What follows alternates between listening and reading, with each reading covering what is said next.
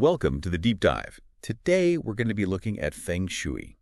Ooh, fun. Yeah, it's one of those things you hear about, maybe even like dabble in a little bit yourself. Right. Like you get yourself some lucky bamboo or something like that, Yeah. where you think about where to put a mirror, Mm-hmm.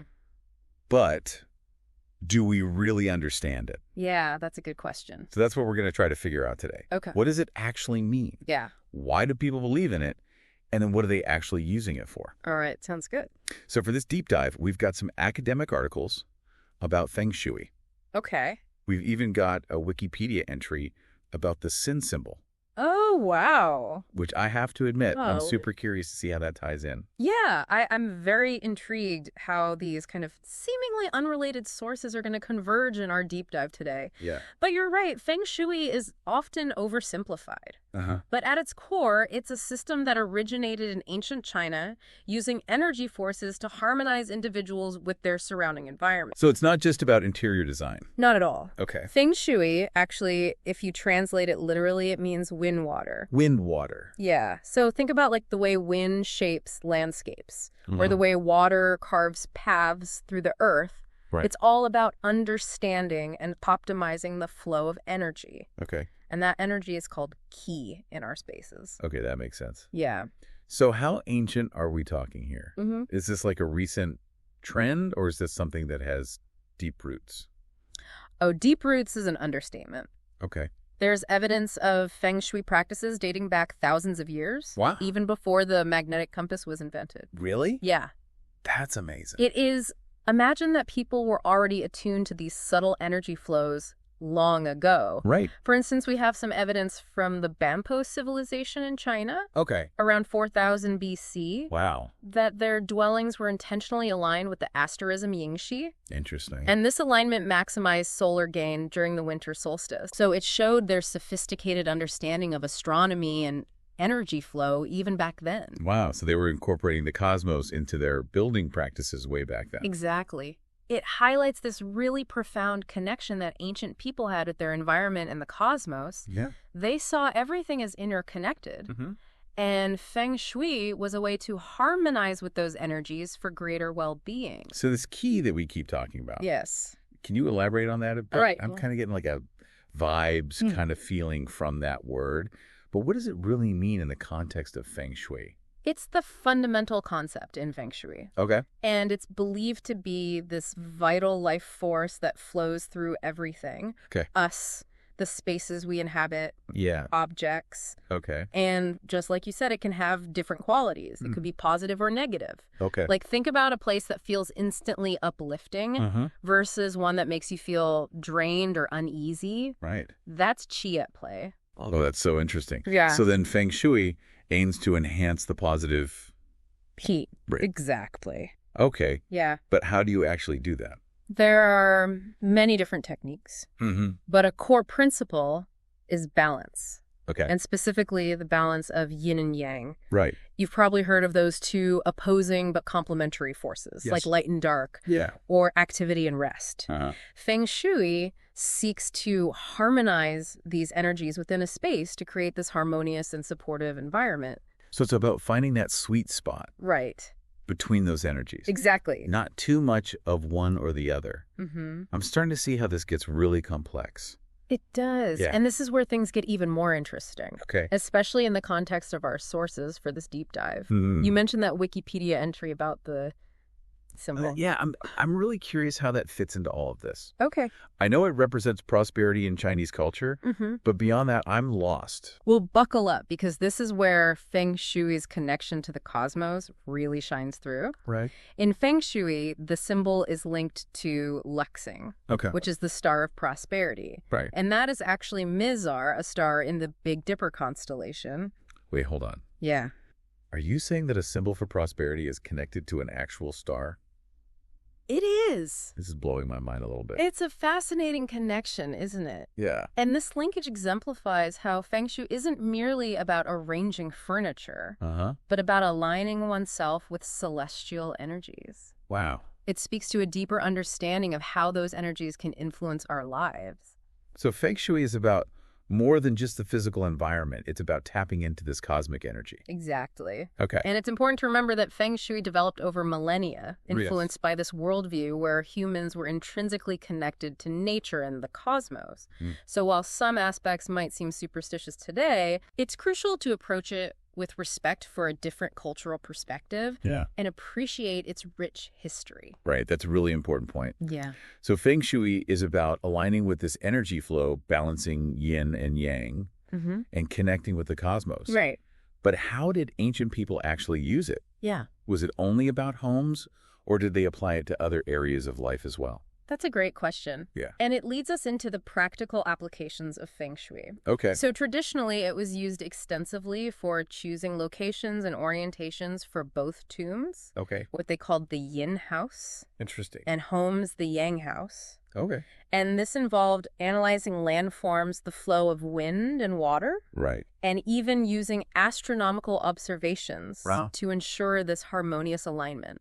So they were using it for both the living and the deceased. Yes, That's fascinating. it is. So I'm guessing that's where the form school of Feng Shui comes in. You got it. The one that analyzes like the physical shapes and the environment. Right. Yeah, right on track. The form school is all about observing and interpreting the natural and built environment to determine how energy flows through a space. Okay. So think about the lay of the land, the presence of mountains or bodies of water, even the placement of buildings and roads. Wow. All of these factors were believed to influence the qi of an area. So the form school is about the tangible, visible aspects of a space. Right.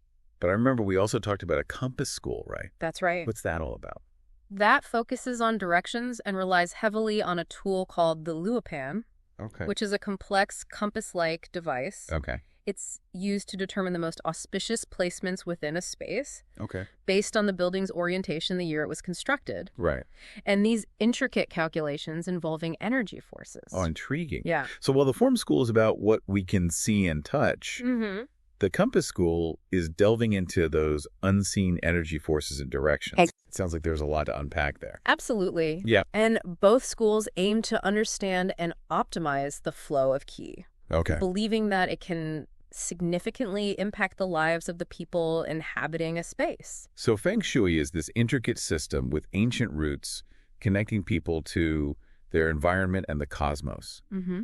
It's about balancing energies, aligning with auspicious directions, Right. and ultimately creating a harmonious space that supports well-being. Yes. I'm really starting to see why people find it so compelling. It is truly fascinating. Yeah. And we've only just scratched the surface. I know, right? In the next part of our deep dive, we'll explore how these concepts translate into real-world application, Okay. both in traditional Feng Shui and its more modern interpretations. Ooh, I can't wait to delve deeper. Yeah. It's making me look at my own living space in a whole new light. It is amazing how just having a deeper understanding can change our perspective. It really is. Yeah. So stay tuned for part 2 of our deep dive into the world of Feng Shui. All right. See them. Welcome back to our deep dive into Feng Shui. It's great to be back. In part 1, we explored like the fundamental concept, like Yeah. qi and yin and yang and all that. Mm-hmm. And we kind of delved into the fascinating history Yeah. of this ancient practice. Mm-hmm. But now I kind of want to shift our focus Okay. to the more like practical side of it. Yeah. How is Feng Shui actually applied? I have to Yeah. admit, Yeah. after our last conversation, I'm looking at my apartment Mm-hmm. with like a whole new awareness of energy flow. It's amazing how just a deeper understanding can change our perspective, isn't it? Yeah, it really is. And you're right. Yeah. Feng Shui isn't just about these abstract concepts. Uh-huh. It offers practical tools and techniques to harmonize our spaces. Right. And one of the most well-known tools is the Bagua map. Oh, yeah, the Bagua map. Yeah. I think I've seen those before. Uh-huh. Like they're these octagon-shaped diagrams Right. with all the different sections. Yeah. What's the significance of those? Essentially, it's an energy map. Okay. It's an 8-sided diagram, Mhm. and each section corresponds to a specific area of life. So All right. like career, wealth, health, relationships, and more. Okay. It's also aligned with the cardinal directions, Right. which adds another layer of complexity to it. So if I'm looking to enhance, say, my career prospects, Mm-hmm. I would focus on the career section Yes. of my apartment's Bagua. That's the idea. Okay, so it's like a treasure map for like life goals. You could think of it that way. I like that. Yeah, essentially what you do is you overlay the bagua Okay. onto the floor plan of a space. Okay. So that space could be a single room or it could be an entire house.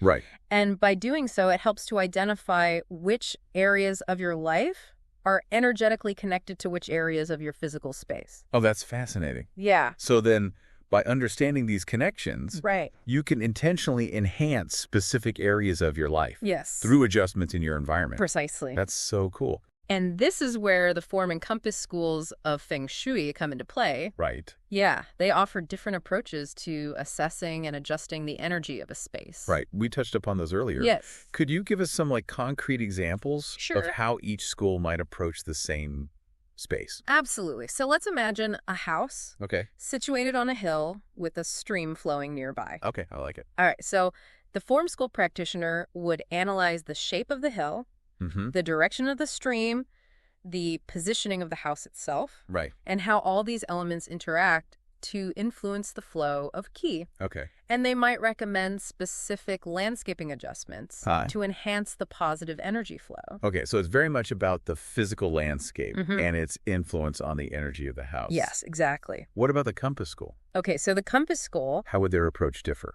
they would use the luopan, Right.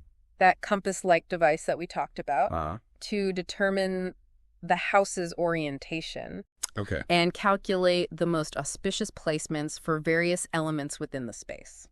Okay. So they might recommend placing certain objects or furniture in specific directions Mhm. to align with beneficial energy flows based on that bagua map. So while the form school focuses on the visible, tangible aspects, Right. the compass school delves into those unseen energy forces and directions. Exactly. It's like two sides of the same coin working together Yes. to create a harmonious balance. Exactly. Both schools offer valuable insights. Right. And often they're used in conjunction Okay. to achieve the best results. That makes sense. Yeah. Now, I have to ask about this luopan. Okay. It sounds incredibly intricate. It is. Can you paint a picture for our listeners? Sure. What does it actually look like Mhm. and how is it used in practice? Okay. So imagine a traditional compass, Okay. but far more complex. Okay. The luopan has concentric rings with all these intricate markings that represent different energy forces, directions, elements, and even astronomical references. It sounds almost like a mystical artifact. It definitely has an aura of mystique about it. Yeah. And it's used by Feng Shui practitioners to determine the most auspicious placements for objects, furniture, even the orientation of a building. Wow. And it involves complex calculations and a deep understanding of Feng Shui principles. It's amazing to think that something so ancient Mm. is still being used today to harmonize spaces.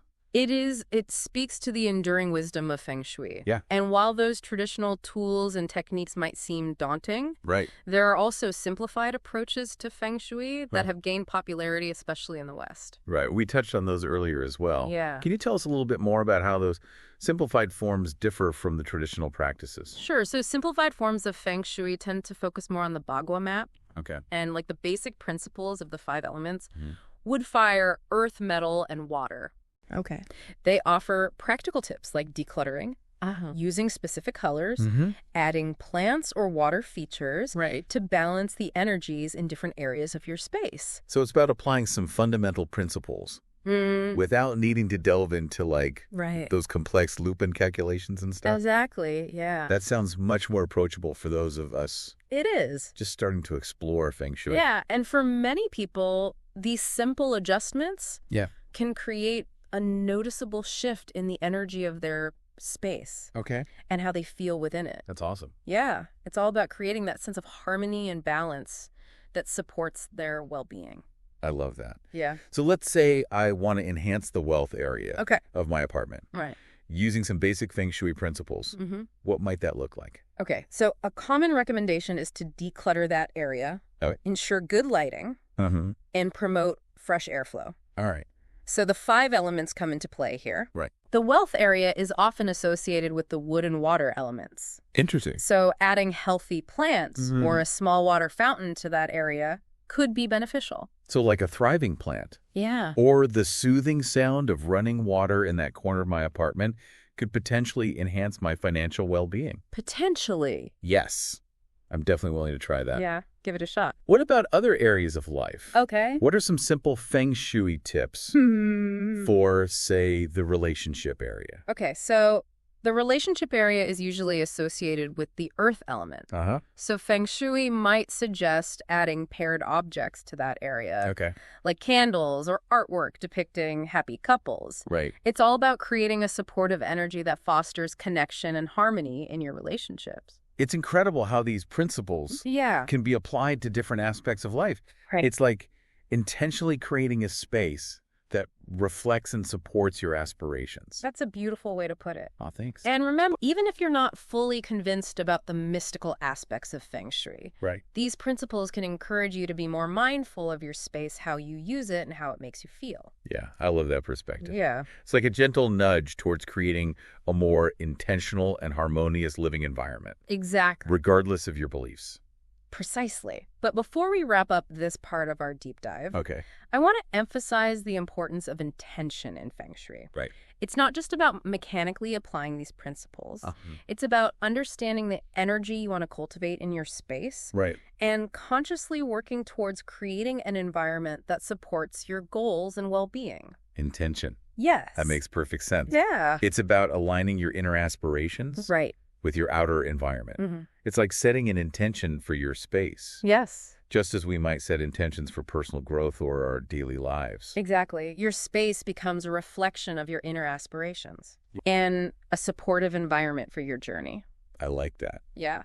Now, in the next part of our deep dive, we'll explore some of the criticisms surrounding Feng Shui, Yes. and we'll discuss how to navigate those different perspectives.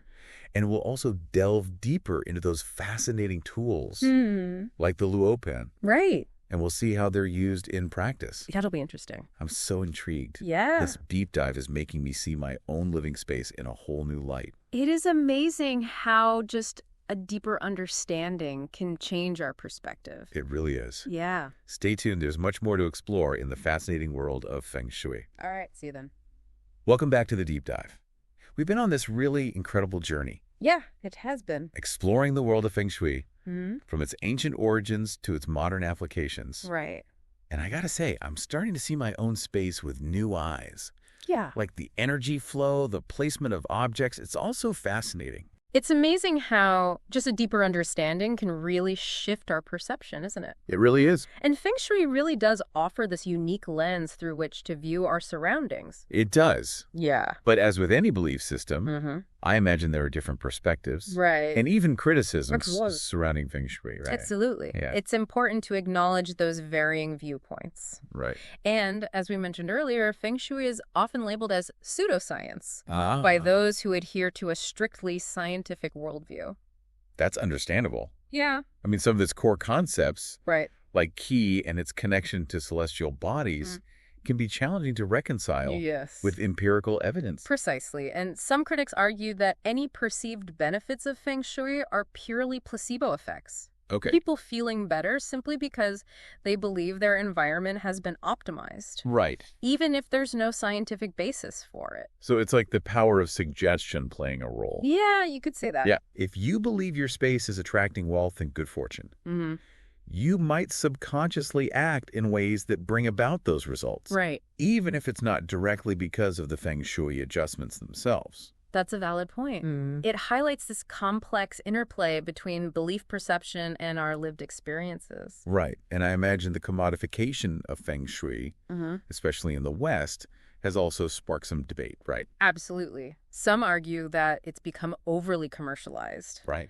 with products and services promising quick fixes for life's problems, which strays from the deeper principles of the practice. Yeah, it's easy to see how something like Feng Shui, with its ancient mystique and association with good fortune, could be exploited for commercial gain. Right. It's important to approach it with discernment. Yes, definitely. And remember that at its core, Feng Shui is about more than just attracting wealth or success. Right. It's about cultivating a harmonious and balanced environment that supports overall well-being. Precisely. And for many people, even if they don't fully subscribe to the beliefs, the principles of Feng Shui can be a valuable tool for creating a more mindful and intentional living space. Yeah, I'm finding that to be true for myself.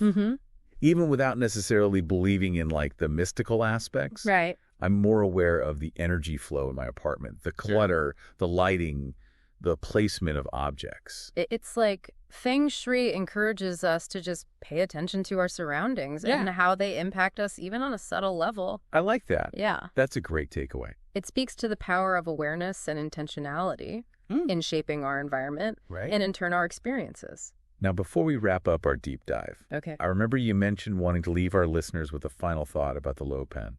Oh, yes. I'm intrigued. We've talked about the Luo pen as this complex compass-like device used in traditional Feng Shui Yeah. with its intricate markings representing those different energy forces and directions. But what if we look at it from a slightly different perspective? What? Imagine viewing your own living space Okay. through the lens of the Luo pan. Okay, I'm picturing like those concentric rings and symbols. Mm-hmm. It's like a blueprint for understanding the energy of a space. Exactly. Now, consider this. Yeah. Even if we set aside the mystical interpretations for a moment, Okay. the Luo pan is essentially a tool Uh-huh. for precise observation and measurement. Right. It encourages a deep awareness of our surroundings, the orientation of our space, the flow of light and air, the placement of elements. So even without subscribing to the belief that certain directions are inherently auspicious or anything like that, Right. the Luo pen can guide us toward a more profound understanding of our environment, Exactly. how it interacts with us. Precisely, it prompts us to ask questions to observe, Yeah. to consider how our surroundings might be shaping our experiences, Yeah. even in subtle ways. That's so interesting. Yeah, and it poses the question, could paying attention to the flow of energy in our spaces, light, air, the arrangement of objects, have a subtle yet profound impact on our well-being? That's a great question. It's something to ponder. It's a very thought-provoking question to leave our listeners with. Yeah. Even if Feng Shui remains a system of beliefs that not everyone embraces, its principles can offer a fresh perspective on how we interact with our surroundings and potentially enhance our well-being. It's exactly. Perhaps by understanding these principles, we can create spaces that are not only aesthetically pleasing, Right. but also energetically supportive, fostering a sense of harmony and balance in our lives. Well, thank you for joining us on this fascinating deep dive into the world of Feng Shui. It's been a pleasure. We hope you've gained some valuable insights. Yes. And perhaps a newfound appreciation for the power of intentionality in shaping our spaces and in turn our experiences. It's been fun exploring this with you. Yeah, you too. Until next time, keep exploring, keep questioning, and keep diving deep. See you later.